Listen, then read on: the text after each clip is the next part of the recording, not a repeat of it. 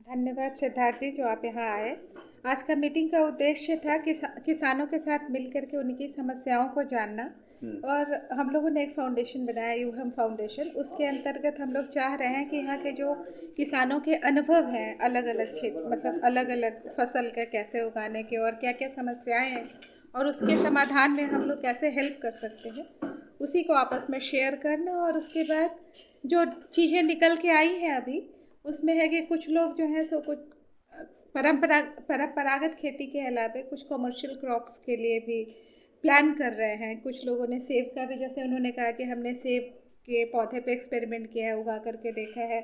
उपेंद्र जी बता रहे थे कि हम चुकंदर 1 बीघा में उगाए हैं। तो इनके अनुभवों को का लाभ उठाना दूसरे किसानों को वो सब समझ में आए, और साथ ही साथ अगर इनको इसको नए क्रॉप की तरफ जाने में क्या दिक्कतें आ रही है, कमर्शियल क्रॉप की तरफ जाने के लिए, उसमें हम लोग किस तरह से हेल्प कर सकते हैं। और कैसे, जैसे रोहित जी बाहर से आए हैं, वेंकटेश जी बाहर से आए हैं, ये लोग एग्रीकल्चर के लोग हैं, या बाहर के जो साइंटिस्ट हैं, उन सबके जरिए ट्रेनिंग दिलाना और इनको असिस्ट करना, फैसिलिटेट करना कि ये लोग अपने आमदनी को बढ़ा पाए और कमर्शियल क्रॉप की तरफ परंपरागत जो कृषि हो रही है उससे इतर, उसमें भी थोड़ा सा इनका इंटरेस्ट जगे, वो उन्मुख हो, जिससे कृषि उद्योग के रूप में यहाँ पे स्थापित हो।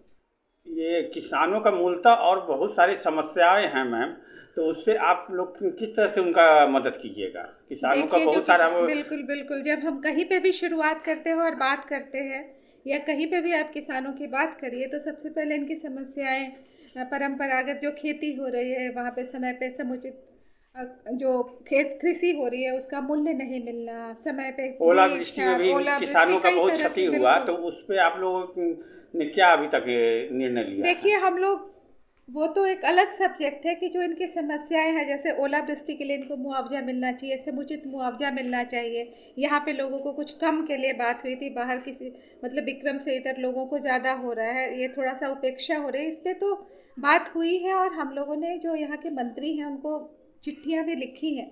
लेकिन आज जो हमारा मुख्य उद्देश्य था कि ये समस्याएं जो आ रही है और उसके बाद जो किसान का परिवार बिखरने की तरफ अग्रसर हो रहा है, उसको कैसे रोका जाए, जो युवा कृषि से विमुख हो रहे हैं उसको कैसे रोका जाए, ये जो ज़मीनें बिक रही हैं और किसानों के जो बच्चे हैं उनका पलायन हो रहा है यहाँ से, उसको कैसे रोका जाए, उसके लिए हम लोगों को बैठना पड़ेगा। और थोड़ी सी अपनी जो कृषि की जो टेक्निक है और जो फसल जो हम ले रहे हैं, परंपरागत जो भी खेती हम कर रहे हैं, उसके अलावे हम लोग कृषि को थोड़ा उद्योग की तरह देखें, कमर्शियल क्रॉप्स की तरफ जाए, उस वैसी फसल उगाएं, या वैसे जैसे सब्जियां उगाएं, या वैसे क्रॉप्स उगाएं जिसकी बाज़ार में डिमांड हो, जिससे ये बाज़ार नहीं, यहाँ पे मैन्युफैक्चरिंग यूनिट लोग आ करके देखें और लोग लगाएं। यही अभी उद्देश्य।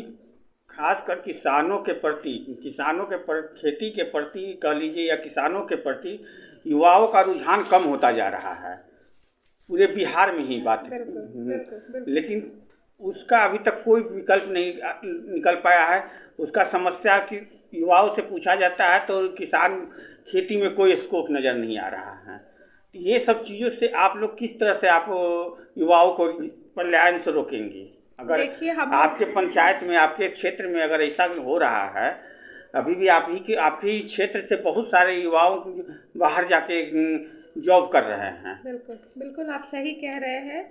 ये सबसे बड़ी समस्या है। इसको रोकने के लिए तो हम लोग यही चाह रहे हैं कि जो हम लोगों के जो अनुभव है, मार्केटिंग के, जो एग्रीकल्चर साइंटिस्ट के जो अनुभव हैं, और जहाँ जहाँ पे किसानों को हम उनकी आमदनी को बढ़ाई जा सके, उस तरह के फसल पे कॉन्सेंट्रेट करें, जो इनके मार्केटिंग का, जैसे इन लोगों को नॉलेज है, उसका उपयोग किया जा सके। तो किसानों का, क्योंकि इन लोगों को रोज़गार चाहिए, जो नए बच्चे हैं उनको किसानी में जो लागत है और जो आ रहा है उसमें डिफरेंस बहुत ज़्यादा नहीं है। इनको समझ आ रहा है कि इसमें जब कुछ मुझे मिल नहीं रहा, इससे अच्छा है कि मैं बाहर जा कर के काम कर लूँ। जैसे अभी इन्होंने एक एग्जाम्पल दिया था कि बेटे की शादी नहीं हो रही थी, उनको बोलना पड़ा, उनको बाहर भेजना पड़ा, और उन्होंने कहा कि मैं मेडिकल रिप्रेजेंटेटिव हूँ, तुरंत शादी हो गई। तो ये बाहर ऐसी स्थिति नहीं है, ये बिहार में स्थिति है। बाहर जाके देखिए, फार्म हाउस होना गौरव की बात होती है। हमारे यहाँ कोई भी कुछ भी दिक्कत हुई, हमने खेत बेच दिया, हमारा इमीडिएटली शॉर्ट टर्म के लिए तो सोल्यूशन मिल गया। तो इसके लिए हम जैसे लोगों को यहाँ आकर के इन लोगों के जहाँ है उनकी तरह के उपाय सुझाने होंगे। हम अगर इनको आकर के कहें कि आप ये कर लीजिए, ये ले लीजिए, देखिए ट्रेनिंग का मतलब है कि हम बता दें ये मशीन लगाइएगा तो आपको ये फ़ायदा होगा, ये मशीन लगाइएगा, इससे इनका नहीं सुधरेगा। ये यहाँ पे क्या कर रहे हैं उसमें हम लोग असिस्ट करके क्या कमर्शियल क्रॉप, इनकी मिट्टी, इनकी जलवायु, इनकी मेंटालिटी जैसा ये चाहते हैं कम लागत पे अगर ये उपजाएं और उसका एक पायलट प्रोजेक्ट की तरह दिखाया जाए कि उसका ये मार्केट है। आप लोग देखिए, मार्केट समझिए, ज़्यादा नहीं, पाँच लोग भी अगर ऐसे करने लगे हर गांव में और वो रेप्लिकेट होने लगे आगे, तो तभी पलायन रुकेगा।